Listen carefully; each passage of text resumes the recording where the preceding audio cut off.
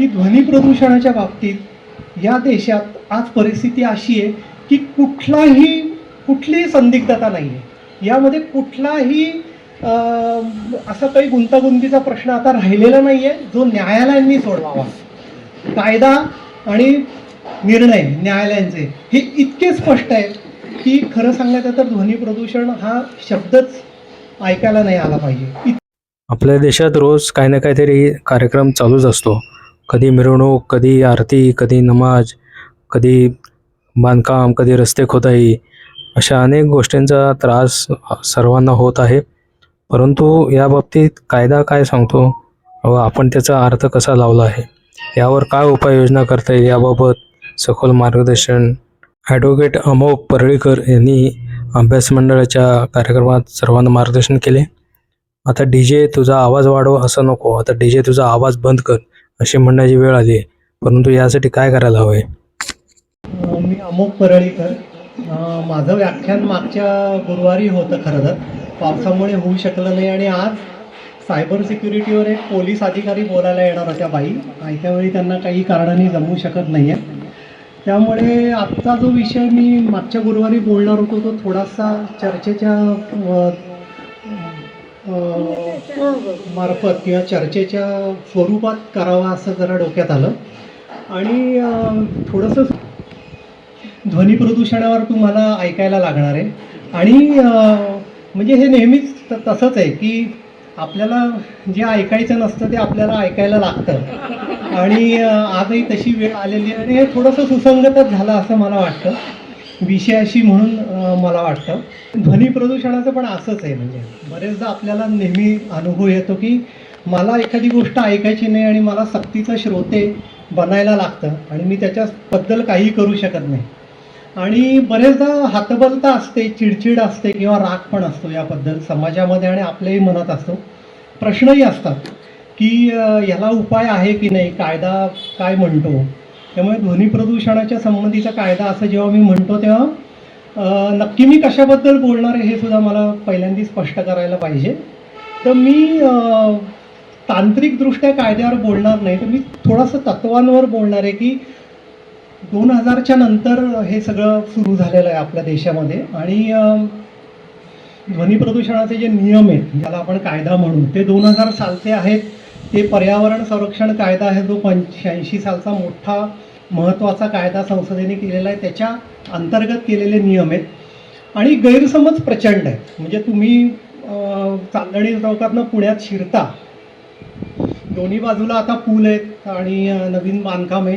तुम्हाला एकच चित्र सगळीकडे दिसेल की ढोल ताशे घेतलेली लोक आणि मिरवणुका. तर थोडासा सांस्कृतिक पार्श्वभूमी असलेलं शहर पुणे आणि म्हणून त्याचा आवाजाशी संबंध हा तुम्हाला जोडलेला दिसतो आणि म्हणून आपल्याला होणारा त्रास हा एक आपल्याला अपरिहार्य वाटतो. प्रश्न असा येतो की नक्की काय अधिकार आहेत याच्यामध्ये. म्हणजे तुम्हाला असं लक्षात येईल की खूप वेगळी परिस्थिती आणि विचित्र अशा प्रकारची युक्तिवाद केले जातात आणि हे सगळीकडे आहेत. त्यामध्ये नक्की खरं काय आहे, वस्तुस्थिती काय आहे आणि आपले अधिकार काय आहेत, समोरच्याचे अधिकार काय आहेत. दोन वेगळ्या प्रकारची समर्थनार्थ गोष्टी दिल्या जातात. एक म्हणजे अगदी आपण मूलभूत कायद्याकडे जाणार आहोत नंतर, पण एक त्याचं समर्थन असं दिलं जातं की बाबा आवाज करणं हा माझा भाषण आणि अभिव्यक्ती स्वातंत्र्याचा भाग आहे. मी स्वतःला व्यक्त करूच शकत नाही जोपर्यंत मी आवाज करत नाही. हा एक. आणि लक्षात घेऊया एक की भाषण आणि अभिव्यक्ती स्वातंत्र्य हा भारतीय राज्यघटनेखाली असणारा मूलभूत अधिकार आहे. त्यामुळे त्याला तितकं महत्त्व आहे आणि या महत्त्वाच्या अशा तरतुदीखाली लोक म्हणतात की मला आवाज करण्याचा हक्क आहे आणि कोणी मला त्यापासून थांबवू शकत नाही. हे एक. दुसरं म्हणजे महत्त्वाचं म्हणजे धर्मस्वातंत्र्याचा अधिकार जो कलम 25 घटनेमध्ये सगळ्यांना दिलेला आहे, नागरिकांना, प्रत्येक व्यक्तीला. की मग दिवाळीमध्ये होणारा आवाज असेल, फटाके असतील, गणेशोत्सवामध्ये 10 दिवस गाणी, लाऊडस्पीकर आणि मिरवणुका आणि ढोल ताशे, पारंपरिक वाद्य, हे पण एक आपल्याला ऐकायला येतं की पारंपरिक वाद्यांना काही निर्बंध नाही आहेत आणि ती चालतात आणि ते या नियमाच्या अंतर्गत येत नाहीत, असाही एक युक्तिवाद केला जातो. तोही बरोबर आहे का बघूया. आणि असे म्हणजे वेगळे वेगळे याचे पैलू आहेत जे आपल्या समोर येतात आणि आपल्याला असं लक्षात येतं की मग नक्की काय आहे बाबा याचं, हे मला हे खरंच या लोकांचे अधिकार आहेत का, असं असेल तर मी काही करू शकत नाही का, आणि कायदा काय म्हणतो. मला सगळ्यात पहिल्यांदा हे स्पष्ट करायला पाहिजे की ध्वनी प्रदूषणाच्या बाबतीत या देशात आज परिस्थिती अशी आहे की कुठलीही संदिग्धता नाही आहे. यामध्ये कुठलाही असा काही गुंतागुंतीचा प्रश्न आता राहिलेला नाही आहे जो न्यायालयांनी सोडवावा. कायदा आणि निर्णय न्यायालयांचे हे इतके स्पष्ट आहेत की खरं सांगायचं तर ध्वनी प्रदूषण हा शब्दच ऐकायला नाही आला पाहिजे, इतकं ते स्पष्ट आहे. तरी हे होत आहे आणि मला त्याच्याबद्दल म्हणजे सगळ्यात शेवटी असं वाटतं की काय करू शकतो. तर आता म्हणजे ज्याला म्हणतो की आपणच काहीतरी करणं गरजेचं आहे. कोर्टांनी आणि सरकारनी किंवा संसदेने जे काय करायचं ते करून झालेलं आहे. तर म्हणून ह्या पार्श्वभूमी डोक्यात ठेवून आपण थोडंसं ध्वनी प्रदूषणाकडे बघूया आणि त्याच्याशी संबंधित कायद्यांकडे बघूया आणि असं विचार करूया की आता पुढे काय करता येईल याच्यामध्ये.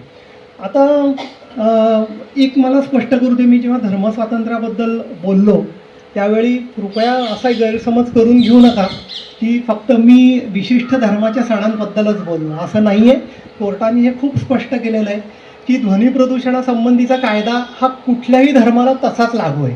मग अजान असेल, त्यानंतर ख्रिश्चन धर्मियांच्या चर्चमध्ये होणाऱ्या प्रार्थना असतील, वाद्यांचा वापर करून, दिवाळीत फोडले जाणारे फटाके असोत, गणेशोत्सव असो, गरबा असो, नवरात्री असो किंवा कुठलाही उत्सव असो, या सगळ्याला हा म्हणजे कायद्याच्या समोर हे सगळं समान आहे आणि सगळ्या धर्मांना आणि सगळ्या उत्सवांना हे लागू आहे.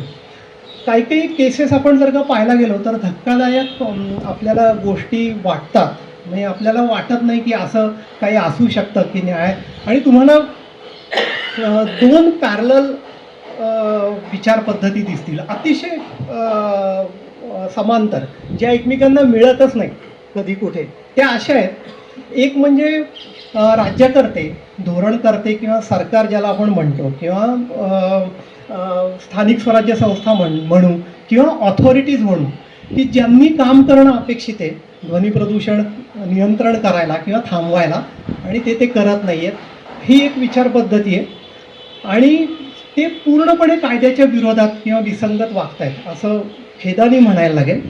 आणि दुसरी विचार पद्धती आहे न्यायालयांची, की जे घटनेखाली आपले अधिकार, त्याचा अर्थ लावणं आणि त्याच्याशी त्याच्या प्रकाशामध्ये लोकांचे अधिकार काय आहेत आणि ध्वनी प्रदूषण कसं नसायला पाहिजे याबद्दल बोलतात.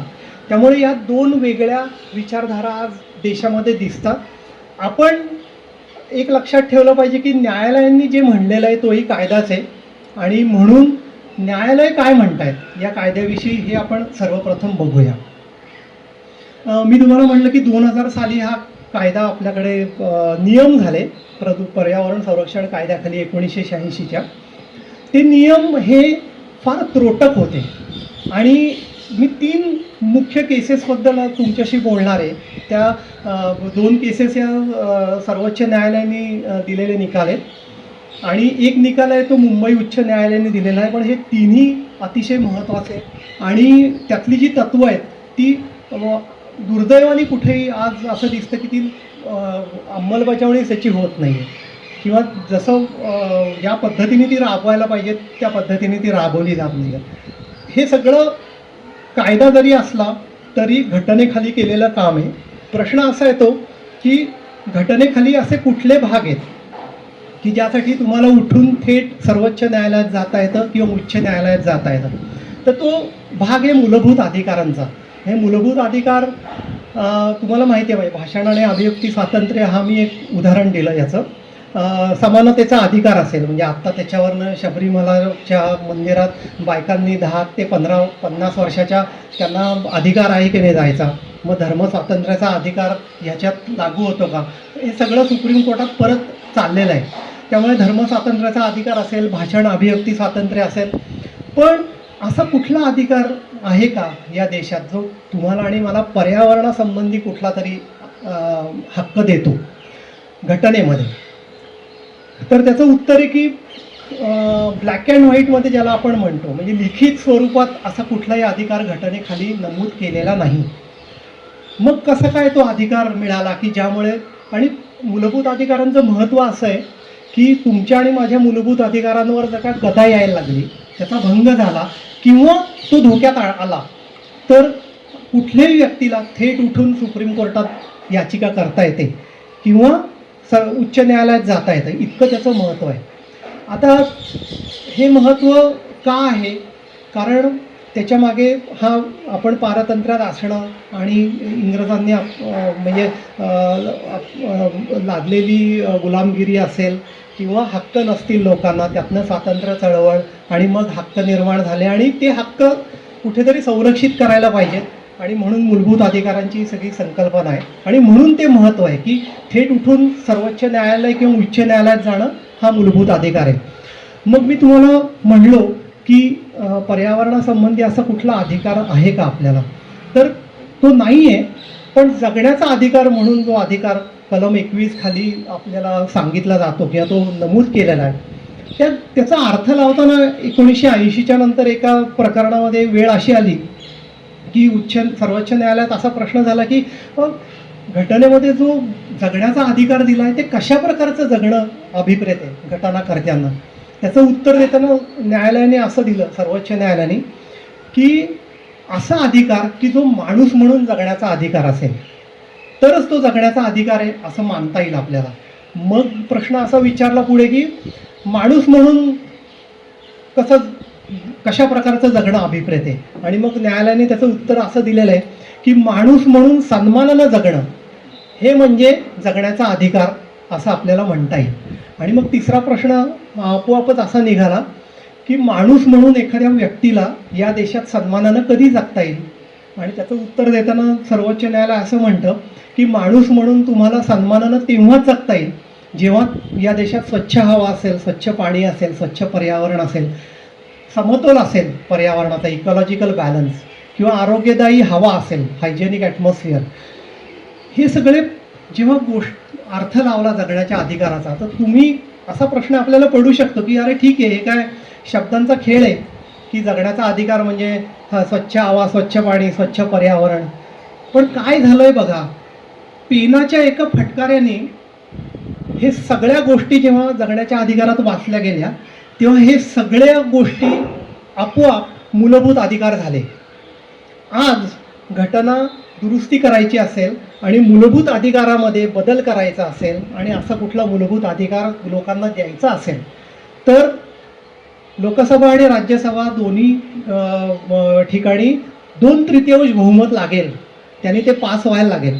आणि याच्याबरोबरच 1/3 राज्यांचा कन्करन्स म्हणजे त्यांची संमती लागेल त्या दुरुस्तीला. इतकी अवघड गोष्ट आहे ही घटनेखाली तुम्हाला करायची असेल तर. सुप्रीम कोर्टने ही इंटरप्रिटेशन ज्याला म्हणतो आपण, त्या एका इंटरप्रिटेशननी हे केलं. महत्त्व त्याचं असं झालं की त्यामुळे सगळ्या लोकांना स्वच्छ हवेसाठी, स्वच्छ पाण्यासाठी थेट उठून सुप्रीम कोर्टात किंवा हायकोर्टात जायचा राजरस्ता खुला झाला. ही खूप मोठी गोष्ट. नाहीतर आता मी तुम्हाला म्हणजे दुसऱ्या उदाहरणाने सांगतो की हे का महत्त्वाचं आहे. उदाहरणार्थ ध्वनी प्रदूषण किंवा आवाज हा एअर पोल्युशन ॲक्ट खाली नमूद केलेला आहे. 88 साली दुरुस्ती करून त्या एअर पोल्युशनच्या व्याख्येमध्ये ह्याचा समावेश केला गेला. एअर पोल्युशनसाठी जर का तुम्हाला तक्रार करायची असेल, जी ज्युडिशियल मॅजिस्ट्रेट फर्स्ट क्लास प्रत्येक तालुक्याच्या ठिकाणी जे कोर्ट आहे तिथे तुम्हाला ही तक्रार करता येते, ती करायची असेल तर काय पद्धत आहे, तर एअर पोल्युशन ॲक्ट खाली प्रदूषण नियंत्रण मंडळ आहे, Maharashtra pollution control board. Pollution control बोर्डाला तुम्हाला 60 दिवसाची नोटीस द्यायला लागेल आधी, की बाबा म्हणजे आज गणेशोत्सव मांडव घातलेला आहे आणि 24 तास लाऊडस्पीकरच्या भिंती उभ्या केल्या आहेत आणि आवाज होतोय आणि तुम्हाला काहीतरी करायचं आहे एअर पोल्युशन ॲक्ट खाली, पहिल्यांदा 60 दिवस आधी नोटीस द्यायची पोल्युशन कंट्रोल बोर्डाला, 60 दिवस थांबायचं, 61व्या दिवशी तुम्ही कोर्टात दावा दाखल करू शकता. तर तोपर्यंत गणेशोत्सव होऊन पण गेला असेल आणि जे व्हायचं ते सगळं कानावर आपल्या अत्याचार झाले असते. हे कायद्याखाली असलेली एक मोठी त्रुटी आणि ह्याला बरोबर बगल दिलेली आहे ह्या इंटरप्रिटेशननी की noise pollution is violation of article 21, म्हणजे घटनेमध्ये जगण्याच्या अधिकाराचं नमूद केलेलं आहे त्याचं उल्लंघन आहे ध्वनी प्रदूषण म्हणजे. आणि म्हणून कुठल्याही नागरिकाला उठून सर्वोच्च न्यायालयात किंवा उच्च न्यायालयात जाता येईल हे महत्त्व आहे त्याचं. आणि अशा प्रकारे सर्वोच्च न्यायालयात किंवा उच्च न्यायालयात जाणं हा सुद्धा मूलभूत अधिकार घटनेखाली दिलेला आहे. घटनेखाली हा मूलभूत अधिकार आहे, हे त्याचं महत्त्व आहे. आता असं जेव्हा कोर्ट वाचायला लागली, ज्याला आपण पीपल ओरिएंटेड इंटरप्रिटेशन म्हणतो, म्हणजे समाजाभिमुख अर्थ लावणे कायद्याचा, त्याच्यामधनं खूप वेगळ्या वेगळ्या गोष्टी निर्माण झाल्या. म्हणजे उदाहरणार्थ आता मी ज्या प्रकरणांचा हवाला किंवा उल्लेख करणार आहे ते सगळे तुम्हाला माहिती आहे पब्लिक इंटरेस्ट लिटिगेशन ज्याला म्हणलं जातं, जनहितार्थ याचिका, या सदरात मोडणाऱ्या त्या गोष्टी आहेत. म्हणजे काय आहे ते म्हणजे असं आहे की कायद्यामध्ये आम्ही असं म्हणतो की समजा माझ्या अधिकारांचा भंग झाला तर मी उठून कोर्टात गेलं पाहिजे, मी याचिका केली पाहिजे, माझ्यातर्फे किंवा माझ्या वतीने कोणीतरी दुसरा जाऊ शकत नाही. आणि ह्या गोष्टीचं, ह्या तांत्रिक बाबीचं एक मोठी ज्याला आपण निगेटिव्ह म्हणू, ती गोष्ट अशी होती की कोर्टांच्या नंतर लक्षात आलं, हे विशेष करून आणीबाणीच्या काळात आणि त्याच्यानंतर जे काय झालं ते त्यामुळे कोर्टांच्या हे लक्षात आलं, विशेष करून सर्वोच्च न्यायालयाच्या, की आपण जर का अशा तांत्रिक पद्धतीने वागायला लागलो आणि कायद्याचा अर्थ लावायला लागलो तर घटना आणि मूलभूत अधिकार या नावाचं या देशात काही कधी शिल्लकच राहणार नाही. कारण सरकार किंवा कायदेमंडळ हे नेहमीच उत्सुक असेल की तुमच्या ह्याला कात्री लावा, तुमच्या मूलभूत अधिकारांना, आणि स्वतःचे अधिकार वाढवा. तर असं नाही झालं पाहिजे, लोकांचे अधिकार अबाधित राहिले पाहिजे. आणि म्हणून पब्लिक इंटरेस्ट लिटिगेशन ही संकल्पना नंतर निघाली. म्हणजे काय की ह्या देशामध्ये असे गट आहेत की ज्यांना माहिती नाही आहे की आपली घटना आहे ती लिखित स्वरूपात आहे, त्याच्यानंतर त्याच्यामध्ये कलम 21 जगण्याचा अधिकार आहे, त्याचा अर्थ असा लावलेला आहे ज्याच्यामुळे प्रत्येकाला उठून थेट सर्वोच्च न्यायालयात जाता येईल, पत्र पाठवता येईल, ते सुद्धा याचिका म्हणून दखल घेतली जाऊ शकते. इतक्या थराला ते तत्त्वज्ञान गेलेलं आहे. असं माहिती पण नसेल. आदिवासी आहेत, म्हणजे निरक्षर लोक आहेत, गरीब लोक आहेत की जे जाऊ शकत नाहीत, विचारच करू शकत नाहीत. दिल्लीला जायचं, सुप्रीम कोर्टात वकील गाठायचा, फी द्यायची, याचिका दाखल करायची, हे शक्य नाही. मग असा अर्थ आहे का की त्यांचे हक्क नाहीच आहेत? तर तसं नाही आहे. आणि म्हणून कोणीही त्यांच्यातर्फे कोर्टात जाऊ शकतं. हे म्हणजे पब्लिक इंटरेस्ट लिटिगेशन किंवा जनहितार्थ याचिका. पर्यावरणाच्या बाबतीत सर्वोच्च न्यायालय असं म्हणायला लागलं की हे जे नैसर्गिक संसाधन आहेत, पाणी असेल, हवा असेल किंवा प्राणी असतील, वाघ आहे ज्याला आपण फ्लॅगशिप स्पीसीज म्हणतो, किंवा दुसरं कुठलाही नैसर्गिक गोष्ट, ती काही कोर्टात जाऊ शकत नाही, ते बोलू शकत नाही. पण मनुष्य हा त्यांच्या वतीने त्यांचा प्रतिनिधी म्हणून बोलू शकतो आणि म्हणून त्याला अधिकार आहे या गोष्टींच्या संरक्षणासाठी न्यायालयात जाण्याचा. केस अशी झाली आहे की कुलू मनालीच्या भागामध्ये कोका कोला आणि पेप्सीनी त्यांच्या जाहिराती रंगवल्या पर्वतांवर, आणि एक बातमी छापून आली आणि कोर्टाने त्याची दखल घेतली आणि ती रेप ऑन द रॉक अशी या नावाने ती केस फेमस आहे. त्याच्यामध्ये कोर्टाने असं म्हणलेलं आहे की Roxx cannot speak but human being can speak on behalf of Roxx as a representative of future generation. आणि म्हणून हे तत्त्व मान्य झालेलं आहे आता कायद्यामध्ये की तुमचा प्रश्न नसला, मी राहतो NCL कॉलनीमध्ये, आमच्या इथं कुठलंही गणेश मंडळ नाही आहे, आमच्या इथं कुठलाही आवाज 10 दिवस होत नाही, याचा अर्थ असा नाही की मी याचिका करू शकत नाही गावात जे चाललं आहे त्याच्या विरोधात. ही ती जनहितार्थ याचिकेची एक थोडीशी पार्श्वभूमी आहे. आणि जनहितार्थ याचिका, कलम 21चा लावलेला अर्थ, या सगळ्यामुळे काय झालं तर लोक खूप विचित्र असे प्रश्न घेऊन कोर्टात जायला लागली. म्हणजे कोर्टालाही कधी असं वाटलं नाही की या देशात असे प्रश्न असतील की ज्याची दखल आपल्याला घ्यायला लागेल आणि न्याय द्यायला लागेल. आता ध्वनी प्रदूषणाच्या बाबतीत मी ज्या पहिल्या केसचा उल्लेख करणार आहे ते थोडंसं असं आहे. 2005 साली त्या केसचा निकाल लागला आहे. ती केस ही 98 साली दाखल केलेली आहे सर्वोच्च न्यायालयात. अनिल कुमार मित्तल नावाचे एक इंजिनियर होते, त्यांनी ती जनहितार्थ याचिका घेऊन ते सर्वोच्च न्यायालयात गेले. काय कारण होतं ते जायचं, अशी त्याची थोडीशी कहाणी आहे की एका 13 वर्षाच्या मुलीवर बलात्कार झाला आणि तिने मदतीसाठी मारलेल्या हाका कोणाला ऐकूच गेल्या नाहीत, कारण खूप आवाज होता त्या परिसरामध्ये. काहीतरी धार्मिक सण काहीतरी चालू होतं आणि आवाज खूप होता. त्यानंतर ही घटना घडली. त्या मुलीने स्वतःला संध्याकाळी जाळून घेतलं, 100% भाजली आणि दुसऱ्या दिवशी तिचा मृत्यू झाला. ह्या घटनेवर अनिल कुमार मित्तल सर्वोच्च न्यायालयात गेले याचिका घेऊन, जगण्याच्या अधिकाराचा भंग झाला या मुद्द्याखाली. आणि त्यांनी प्रश्न असा केला न्यायालयाला की अहो, आपण असं म्हणतो की हा सुसंस्कृत समाज आहे, तर या समाजात काय चाललं आहे, म्हणजे अशा एखाद्या मुलीला जीव गमवायला लागणं अशा गोष्टीमुळे इतक्या वाईट, आणि मदतीला मारलेल्या हाका ऐकू जात नाही आहेत, इतका आवाज आहे. बरं, कायदा नाही आहे का, तर त्रोटक्क असेना नियम आहेत पर्यावरण संरक्षण कायद्याखाली केलेले, त्याची अंमलबजावणीच नाही आहे. तर काहीतरी तुम्ही निर्देश द्या आणि त्याची अंमलबजावणी करायला सांगा, ही ती याचिका होती. कालांतराने असं झालं की त्या याचिकेमध्ये खूप वेगळ्या वेगळ्या लोक येऊन सामील झाले. म्हणजे अगदी पुण्यातली गणेश मंडळं पण तिथं गेलेली आहेत इंटरव्हिनर म्हणून, की आमचं पण ऐका. ध्वनी प्रदूषणाशी संबंधित ज्या ज्या काही बाबी आहेत त्या कोर्टाने ऐकायचं ठरवलं. जसं आत्ता शबरीमलाचा रिव्ह्यू करताना महिलांनी मंदिरात जाणं या संबंधी या देशात जिथं जिथं प्रतिबंध आहेत, हाजी आली आहे त्याच्यामध्ये, अय्यप्पाचं तर आहेच आहे, आणि अजून बऱ्याच गोष्टी आहेत, त्या सगळ्या कोर्ट आता एकत्र ऐकतायत त्याचसारखं.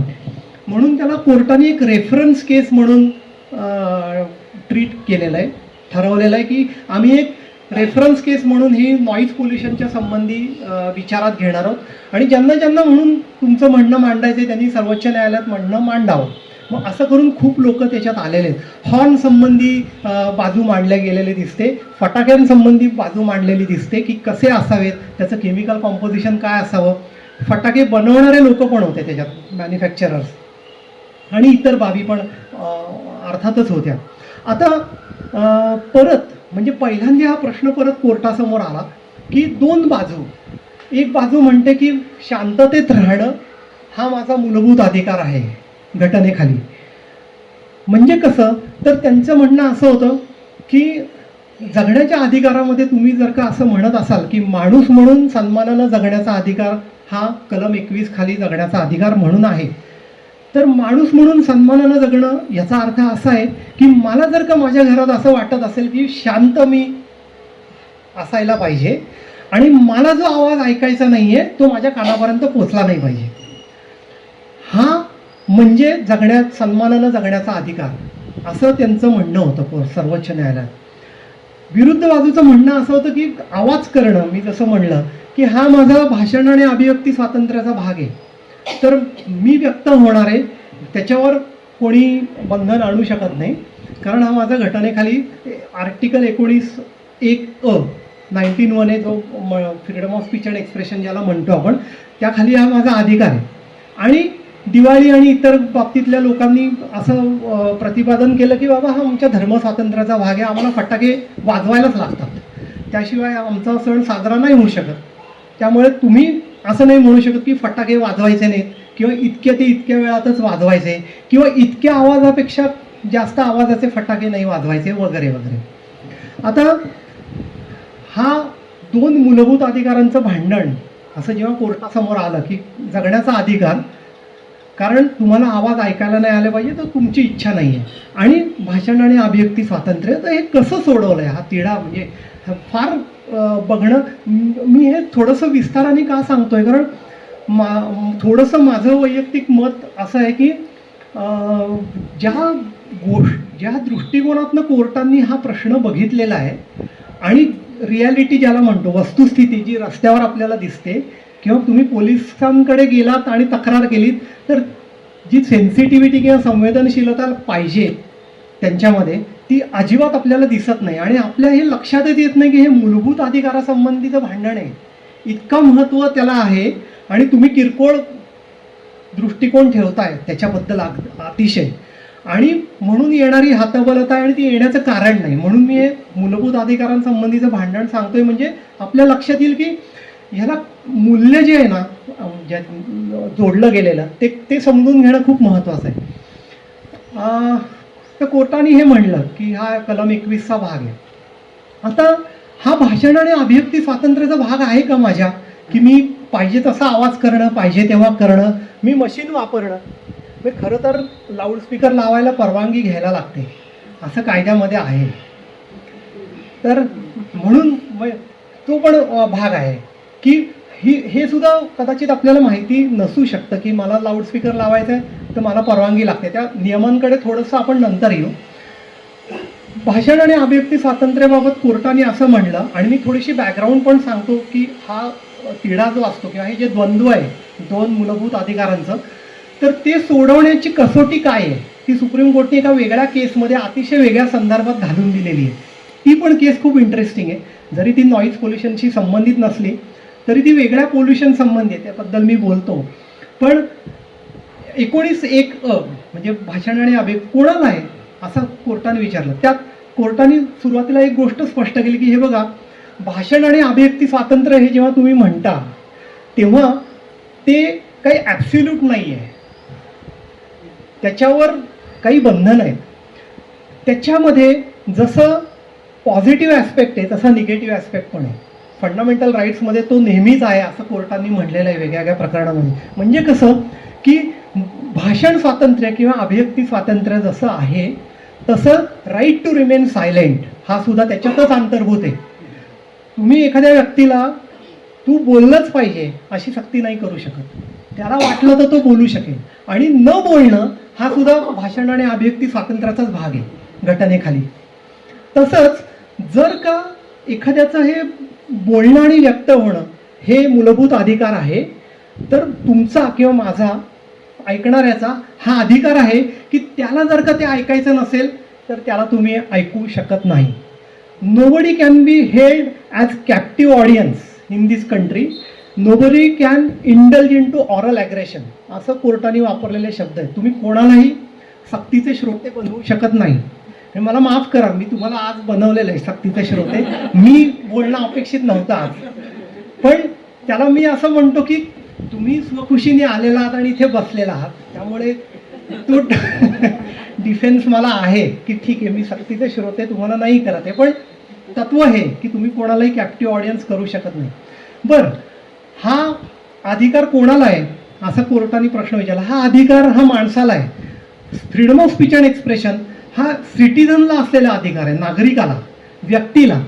हा अधिकार हा मेकॅनिकल डिव्हाइसला नाही आहे.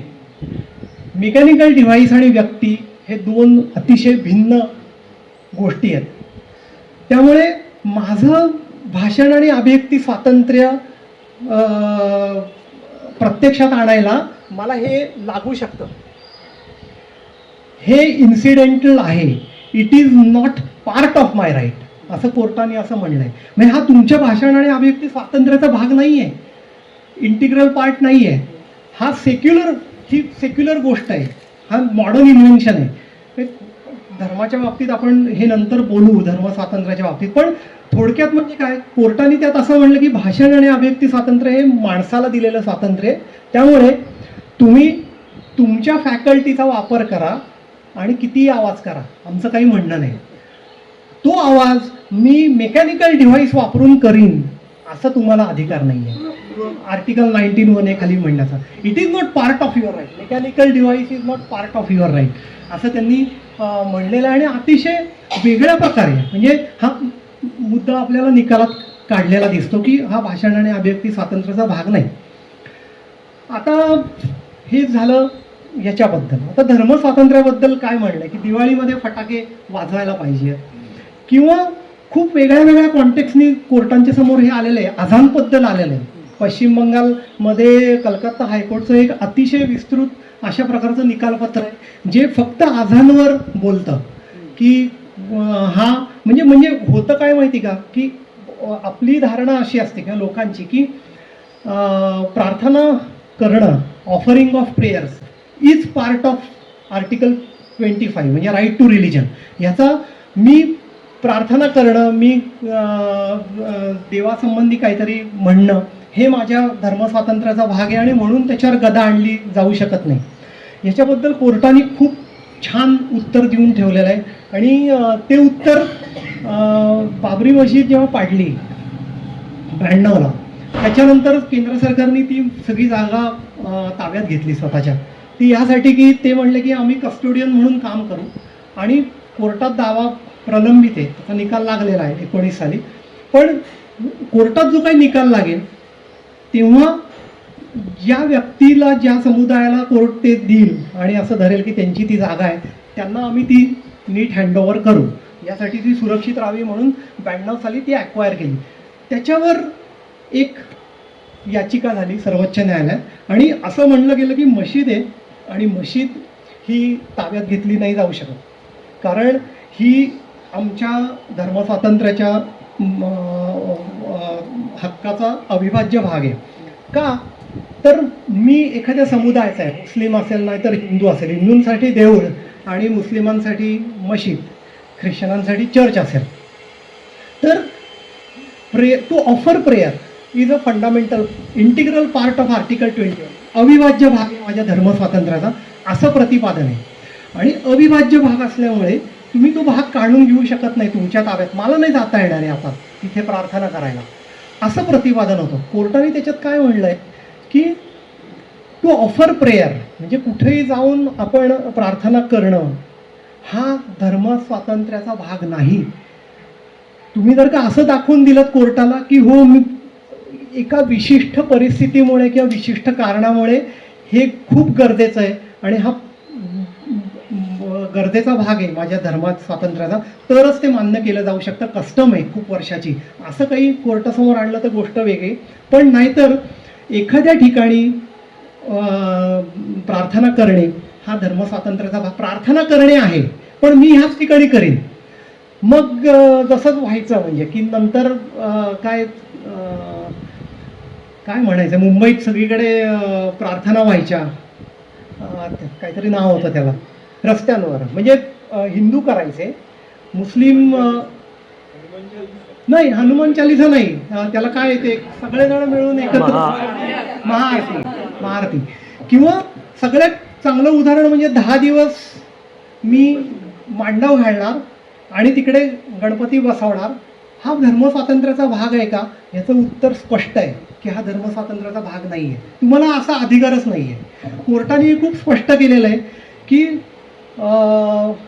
रस्त्यांवर आणि फुटपाथवर मांडव घालून किंवा इतर कुठल्याही प्रकारे फेस्टिवल्स सण समारंभ किंवा धार्मिक गोष्टी साजऱ्या करणं हा धर्मस्वातंत्र्याचा या देशात भाग नाही आणि हे सगळ्या धर्माला लागू आहे. तर एक इस्माईल फारुकींच्या केसमध्ये कोर्टाने हे तेव्हाच स्पष्ट केलं होतं की एखाद्या ठिकाणी प्रेयर करणं हा धर्मस्वातंत्र्याचा भाग होऊ शकत नाही. त्यामुळे स्वातंत्र्याखाली अशाच गोष्टी येतात ज्या धर्माचा अविभाज्य भाग आहे. धर्माचा अविभाज्य भाग एखादी गोष्ट आहे की नाही हे ठरवण्याचा अधिकार हा सुप्रीम कोर्टाचा आहे आणि तो केस टू केस ते डिसाईड करू शकतात. जसं आत्ता शबरीमालाच्या बाबतीत चाललंय की 10 ते 50 वर्ष या वयोगटातल्या स्त्रियांनी जावं की नाही हा धर्माचा भाग आहे की नाही का ही एक रीत आहे जी घटनेबाह्य आहे घटनेच्या समानतेच्या तत्वाच्या विरुद्ध आहे. कोर्ट ठरवू शकतं आत्ता आणि तेच चाललंय की कोर्टाने यात लक्ष घालावं की नाही. सॉलिसिटर जनरल म्हणतात कोर्टाने हे लक्ष घालायला नाही पाहिजे या गोष्टीत आणि आपलं म्हणणं विरुद्ध आहे बऱ्याच लोकांचं की नाही कोर्टाने ठरवायला पाहिजे. तर धर्मस्वातंत्र्याचा हा प्रश्न आहे. दुसरा प्रश्न कोर्टाने त्यावेळी असा विचारलेला आहे या सगळ्याच बाबतीत आझामच्या बाबतीत आहे ख्रिश्चन प्रेयर्सच्या बाबतीत आहे आणि हिंदू सणांच्या बाबतीत आहे की हे सण जेव्हा सुरू झाले किंवा तुमचा धर्म जेव्हा होता तेव्हा हे होतं का तेव्हा ते नव्हतं. हे इन्व्हेन्शन ऑफ मॉडर्न सायन्स असं ज्याला म्हणलं जातं की विज्ञानाचा आविष्कार आहे हा, तर धर्माचा ह्याच्याशी काही संबंध नाही. ही पूर्ण सेक्युलर गोष्ट आहे आणि ही सेक्युलर गोष्ट आहे म्हणून ही नियंत्रित होऊ शकते, रेग्युलेट होऊ शकते, प्रिव्हेंट होऊ शकते. त्यामुळे धर्माचा मध्ये येत आहे माझ्या दिवाळीच्या बाबतीत या केसमध्ये कोर्टाने असं म्हणलेलं की Diwali is festival of lights and not of noise. त्यामुळे तुम्ही पूजा करता घरी, त्या बाबतीत कोणी काही म्हणणार नाही आहे, त्याच्याबद्दल आम्ही काही निर्बंध घालत नाही. तुम्ही लाऊडस्पीकर नाही लावायला पाहिजे, तुम्ही आवाज नाही करायला पाहिजे, तुम्ही फटाके नाही वाजवायला पाहिजेत, असं एक म्हणणं आपल्याला दिसतं. आणि म्हणून धर्माच्या बाबतीत पण कोर्टाने एक अतिशय सरळ भूमिका घेतलेली आहे आणि ती सगळ्या धर्मांना सारखी लागू आहे. कोणाच्याही बाबतीत कुठलाही भेदभाव कोर्टाने कधीही केलेला नाही आहे आणि ही वस्तुस्थिती आहे. त्यामुळे तुम्ही जर काही रेन नॉईज पोल्युशनची केस बघितली तर वेगवेगळ्या प्रकारचे निर्देश दिलेले दिसतात. म्हणजे हॉर्नच्या संबंधी दिलेत, फटाक्यांच्या संबंधी दिलेत, त्याचं केमिकल कॉम्पोजिशन काय असावं या संबंधी कोर्टाने भाष्य केलेलं आहे. सायलेंट झोन असायला पाहिजेत आणि ते डेसिग्नेट करायला पाहिजेत, नेमून दिले पाहिजेत, हे पण म्हणलेलं आहे. कोर्टाने जे काही निर्देश इन रेन नॉईज पोल्युशन केसमध्ये दिलेत ते 2010ला एक दुरुस्ती केलेली आहे नॉईज पोल्युशन कंट्रोल रूल्समध्ये आणि ते सगळे निर्देश हे आता त्याचा भाग आहे आणि ते खूप विस्तृत आहेत की जे कधी फार कमी वेळा बोलले जातात आणि त्याच्यामुळे गैरसमज पसरवण्याचं काम खूप होत जातं की बाबा पारंपरिक वाद्यांना काही निर्बंध नाही आहेत, ते असं नाही आहे.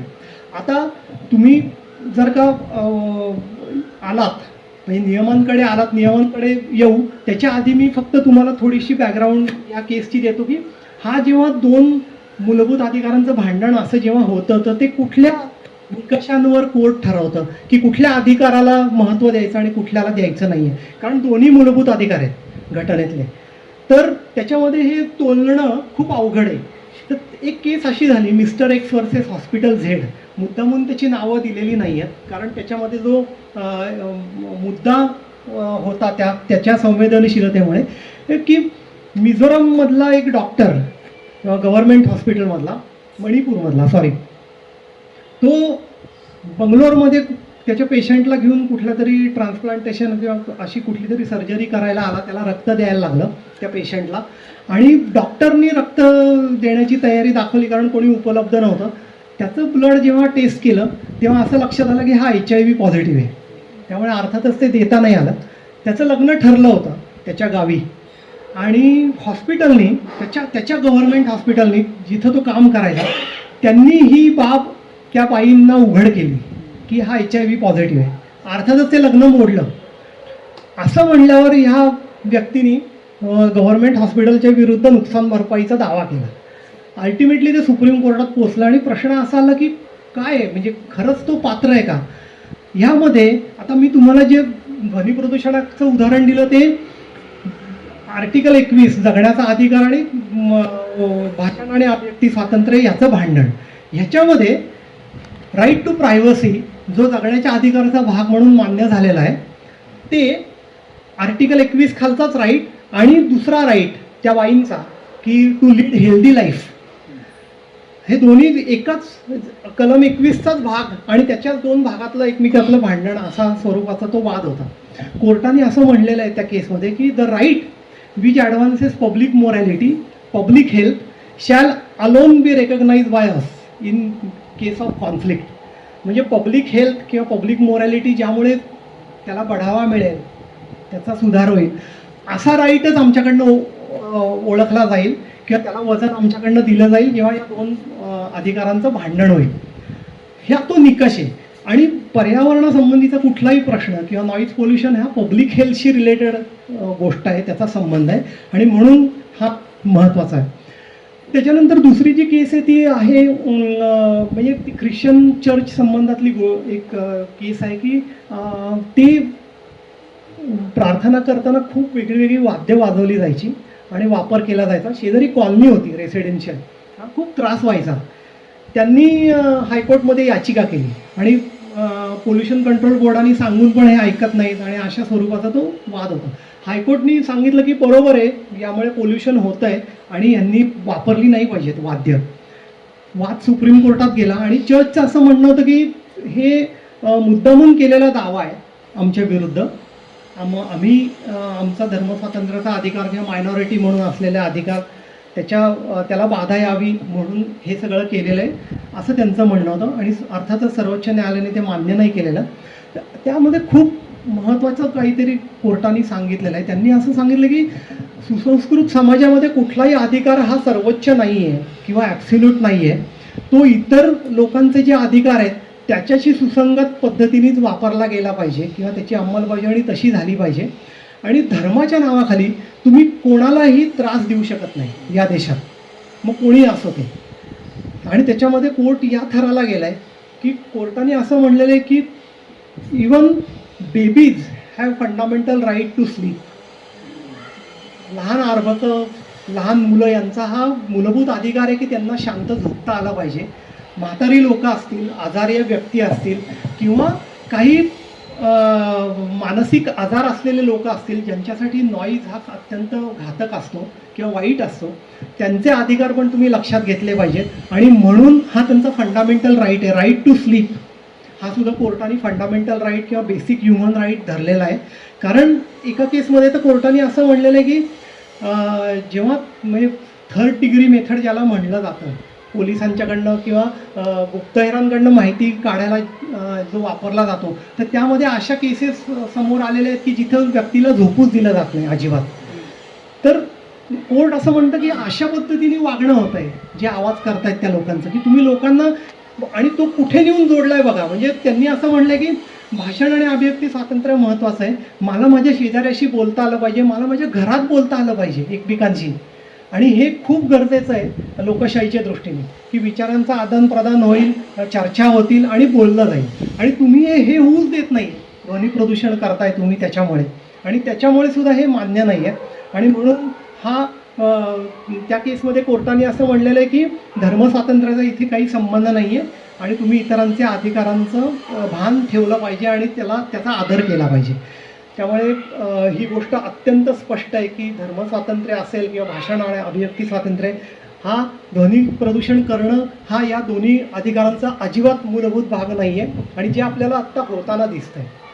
तिसरी जी महत्त्वाची केस आहे ती म्हणजे मला असं वाटतं की ह्या दोन केसेसच्या पलीकडे जाणारी केस आहे ती न्यायमूर्ती अभय ओक जे आत्ता निवृत्त झाले मागच्या वर्षी मेमध्ये, आणि अतिशय वेगळे आणि अतिशय चांगले निर्णय त्यांनी खूप दिलेले आहेत, हायकोर्टमध्ये असताना पण, सर्वोच्च न्यायालयात असताना पण. आणि एक अतिशय निष्पक्ष आणि निस्पृह असा व्यक्ती म्हणून त्यांच्याकडे बघितलं जातं. आणि त्यांची एक पद्धत होती की निकाल देताना, म्हणजे हा जो महेश बेडेकर या केसमधला हा निकाल आहे 2016 सालचा बॉम्बे हायकोर्टचा, काही म्हणून बाकी ठेवलेलं नाही आहे या प्रश्नाबद्दल म्हणायचं. त्यामुळे आज या म्हणजे आपल्या महाराष्ट्रात तरी ध्वनी प्रदूषणासंबंधी काहीही चुकीचं घडण्याची गरज नाही आहे. जे काय सगळं चाललेलं आहे ते पूर्ण चुकीचं आहे, पूर्ण बेकायदेशीर आहे आणि घटनाबाह्य आहे.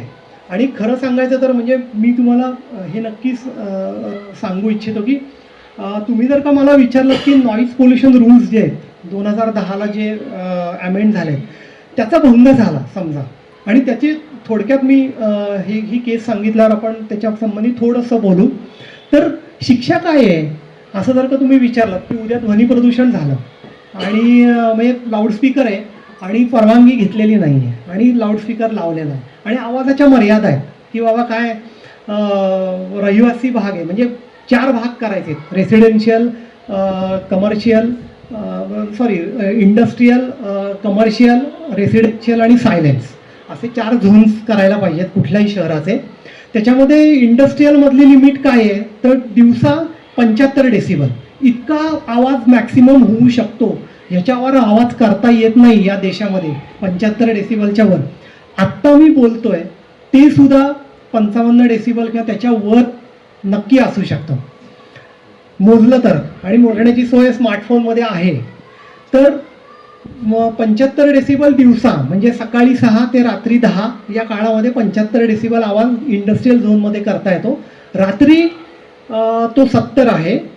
त्याच्यानंतर कमर्शियल झोनमध्ये 65 आणि 55 असं लिमिट आहे, दिवसा 65 रात्री 55. रेसिडेन्शियलमध्ये 55 आणि 45 आहे. म्हणजे हा जो रहिवासी भाग आहे त्याच्यात जास्तीत जास्त 55 डेसिबलचा आवाज करायची परवानगी आहे दिवसा, आणि रात्री तो 45च्या वर नाही गेला पाहिजे. आणि सायलेन्स झोनमध्ये म्हणजे कोर्ट्स, हॉस्पिटल्स, ज्याच्यामध्ये क्लिनिक्स पण येतात.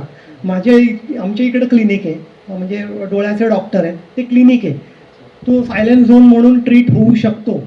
त्यानंतर कुठली एज्युकेशनल इन्स्टिट्यूट, त्याचे मैदानं, हे सगळं सायलेन्स झोनमध्ये येतं. तिथे 50 आणि 40 असं लिमिट आहे.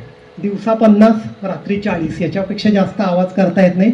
मग तुम्ही जस्ट हे बघा, म्हणजे किती कमी आवाजाची मुभा आहे आणि किती प्रमाणात आवाज होतोय, आणि शिक्षा काय आहे. म्हणजे हे रूल्स 2000 सालचे, 2010 साली अमेंड झालेले आहेत.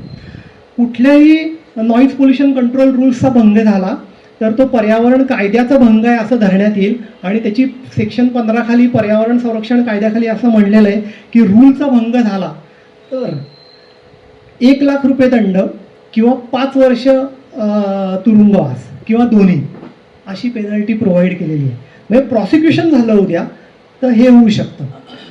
प्रश्न आहे, विचाराल तुम्ही की कोणाचं झालं आहे का असं आजपर्यंतही आपल्या देशामध्ये? एकही केस नाही आहे अशी की ऑथॉरिटीने कोणाला तरी प्रॉसिक्यूट केलं आहे या गुन्ह्यासाठी. म्हणजे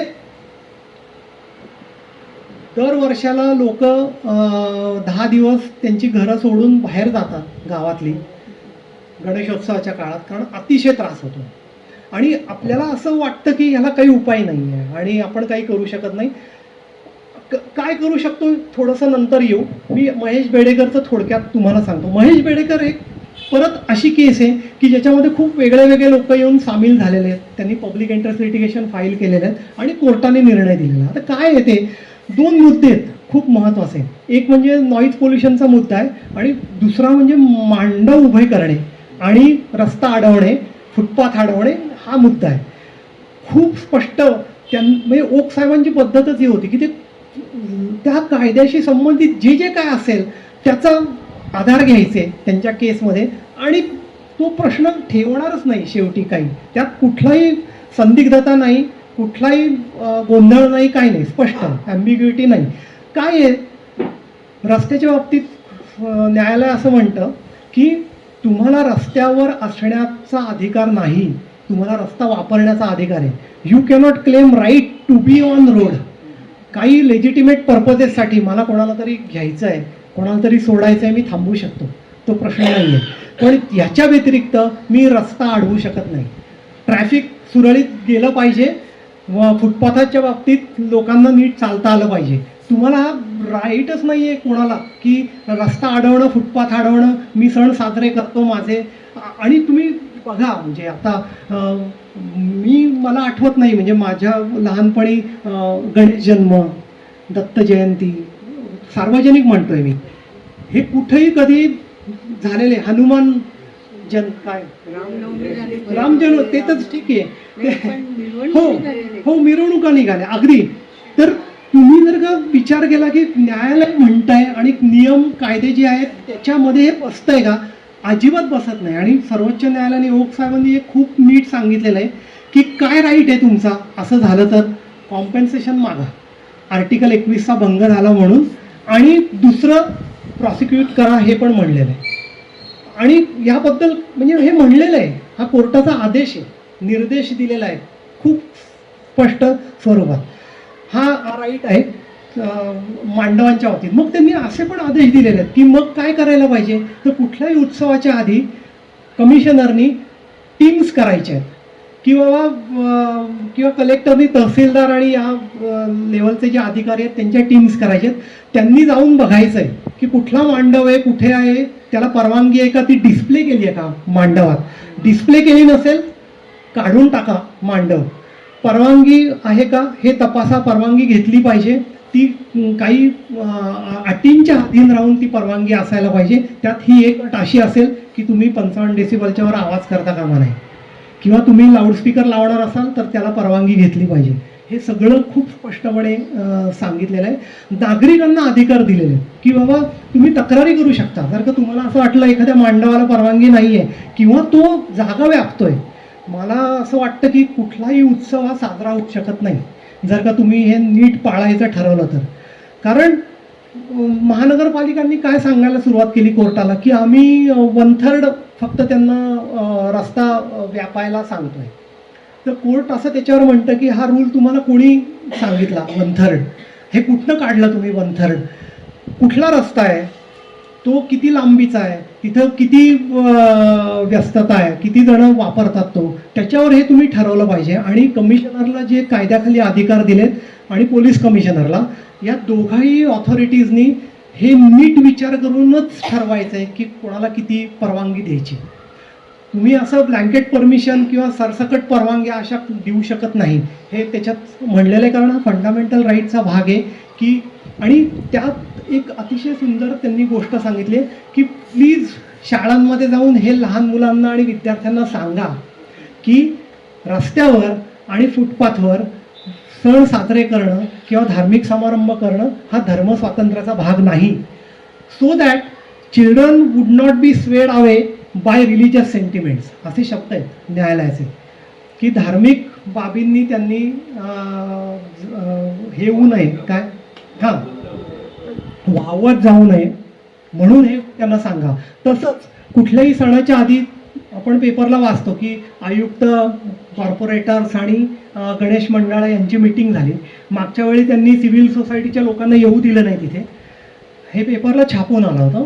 तर कोर्ट काय म्हणतं, बॉम्बे हायकोर्ट म्हणतं की ही मीटिंग काय घ्यायची आहे, तर ही मीटिंग ह्यासाठी घ्यायची आहे की तुम्ही या सगळ्या लोकांना आर्टिकल 21 संबंधी सांगा की हा लोकांचा मूलभूत जगण्याच्या अधिकाराचा भाग आहे की रस्ते नीट असणं, ते अडथळा विरहित असणं आणि ध्वनी प्रदूषण नसणं.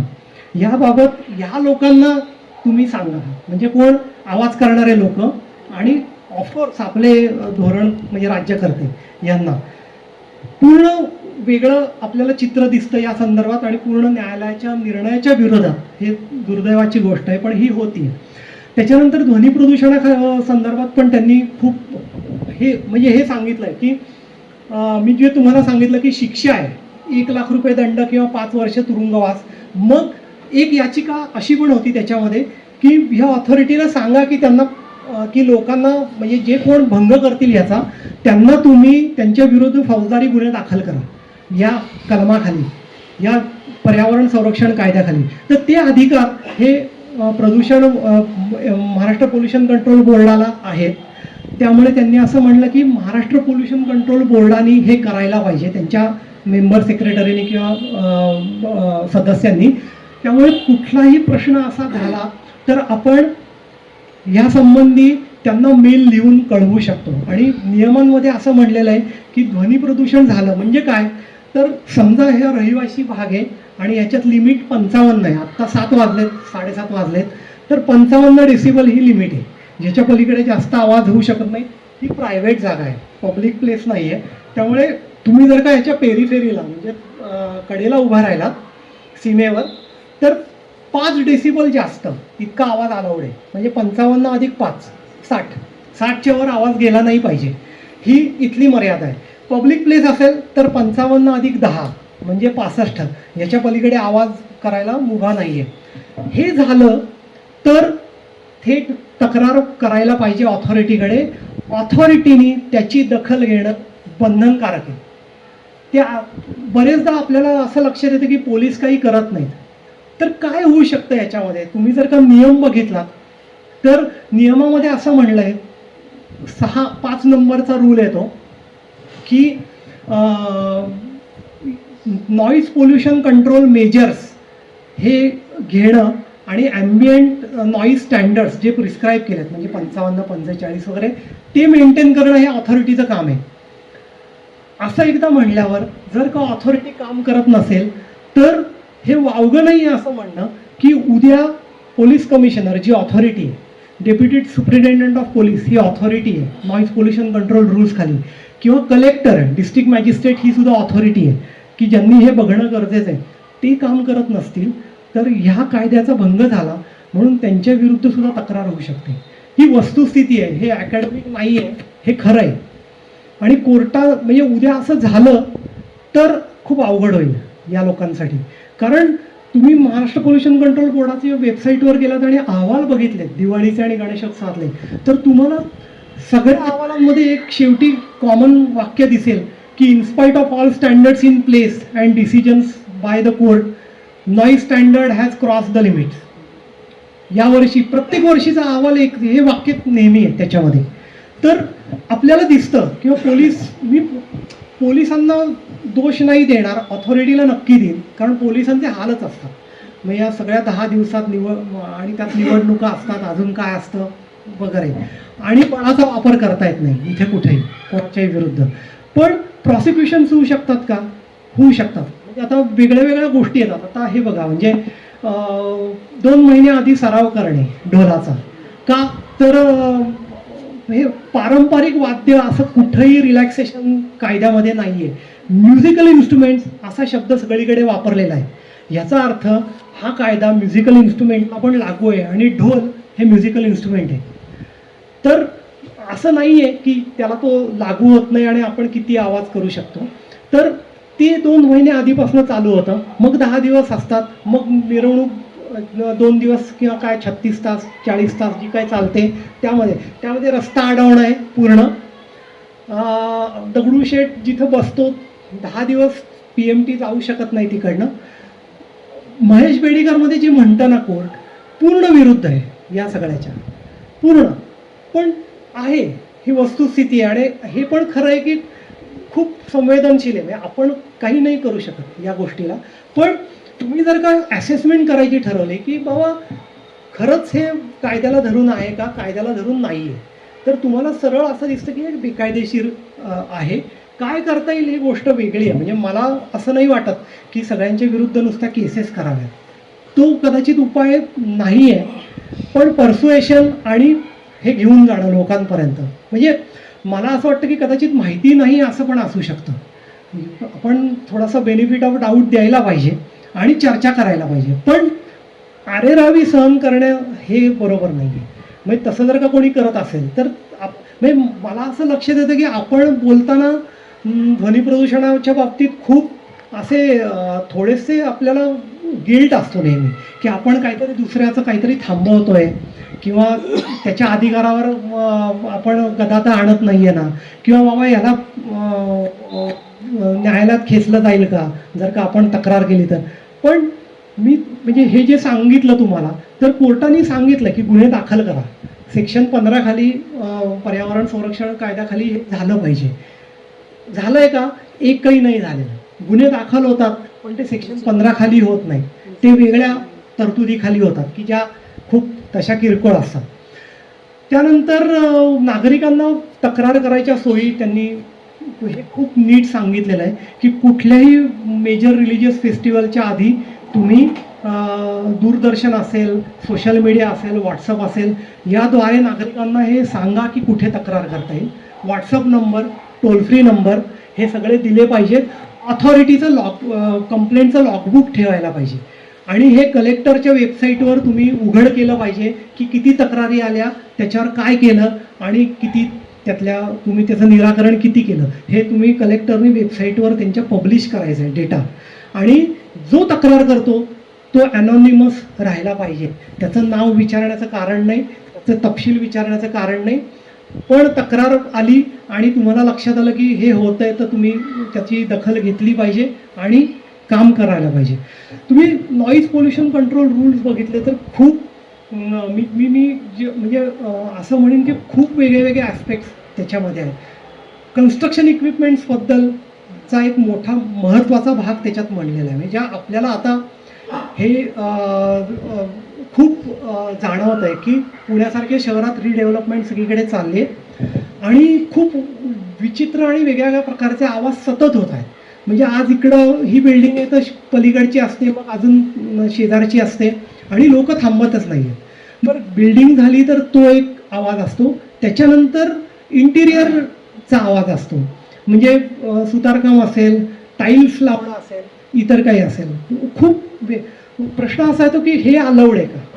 आणि मला कधी कधी असं वाटतं की म्हणजे सगळेच जण, म्हणजे मी पण आम्ही पण करत असणारे आवाज आणि आमचे शेजारी ते सहन करत असणारे, ते करतात, आम्ही सहन करतो. हे अशा गिव्ह अँड टेकवर हे सगळं चाललेलं आहे आणि ते बरोबर नाही आहे. कन्स्ट्रक्शन इक्विपमेंटच्या बाबतीत सायलेंट झोनमध्ये रात्रीच्या वेळेस आवाज करायला आणि रेसिडेन्शियल झोनमध्ये परमिशन नाही आहे आणि तो आवाज त्या लिमिटमध्येच पाहिजे. म्हणजे परत तुम्ही लक्षात घ्या 45 डेसिबल आणि 55 डेसिबल हे लिमिट आहे रेसिडेन्शियल याच्यात आणि सायलेंट झोनमध्ये 50 आणि 40. तुम्ही जस्ट विचार करा 50 डेसिबल म्हणजे किती. मग मी तेच म्हणतो हे माझा आवाज आत्ता 50च्या पेक्षा किंवा त्या लेवलला असेल नक्की तुम्ही मोजलात तर. इतका कमी आवाज आणि हे चॅलेंज झालेलं आहे. असं नाही आहे की हे लिमिट्स चॅलेंज झालेले नाही आहेत आणि कोर्टाने असं म्हणलेलं आहे की ही लिमिट्स रिझनेबल आहे. म्हणजे एक केस अशी झाली होती की फटाके बनवणाऱ्या लोकांनी आवाज 125 डेसिबल हा लिमिट होता की याच्या 75 डेसिबल हे लिमिट होतं, याच्यावर आवाज नाही करायचा असं. सुप्रीम कोर्टपर्यंत चॅलेंज झाला. फायर क्रॅकर मॅन्युफॅक्चरर्स तिथपर्यंत गेले. कोर्टाने असं धरलं की हे व्हॅलिड आहे, रिझनेबल आहे लिमिट, कारण इंडस्ट्रीयल झोनमध्ये दिवसा 75 डेसिबलच्या पेक्षा जास्त आवाज नाही करतायत, त्यामुळे रिझनेबल आहे. हे झाल्यावर सर्वोच्च न्यायालयापर्यंत हारल्यावर ह्या लोकांनी काय केलं, ते मिनिस्ट्री फॉर एन्व्हायरमेंट अँड फॉरेस्टकडे गेले आणि त्यांनी हा नियम बदलून आणला. आता 125 डेसिबल हा नियम आहे. पण हे घडू शकतं आणि हे घडू शकतं कारण म्हणजे दुर्दैवाने होतं आहे असं की आपला आवाज थोडासा क्षीण पडतो 55 डेसिबलच्या लिमिट्समध्येच, पण तो स्ट्रॉंग पाहिजे असं थोडंसं वाटतं. आणि नॉईज पोल्युशन रूल्सबद्दल अजून एक म्हणजे कन्स्ट्रक्शन इक्विपमेंट्स हे महत्त्वाचं आहे, म्युझिकल इन्स्ट्रुमेंट्स या संबंधी महत्त्वाचं आहे. लाऊडस्पीकर संबंधी पहिलं तुम्ही परवानगी घेतली पाहिजे. आवाज हा या लिमिटमध्येच पाहिजे, याच्या पलीकडे तो जाऊ शकत नाही. आणि रिलॅक्सेशन हे फक्त 15 दिवसासाठीच आहे, 12 वाजेपर्यंत, ते सुद्धा रात्री. आणि ते as a state as a unit असं धरलेलं आहे. म्हणजे प्रत्येक जिल्ह्यामध्ये 15 दिवस असं नाही आहे. तर महाराष्ट्र स्टेटसाठी टोटल 15 दिवस वर्षाला, की ते 10च्या ऐवजी 12पर्यंत तुम्ही करू शकता, पण ते सुद्धा 55 डेसिबलच्या वर नाही रहिवाशी भागात. हे पूर्णपणे विसरलं जातं.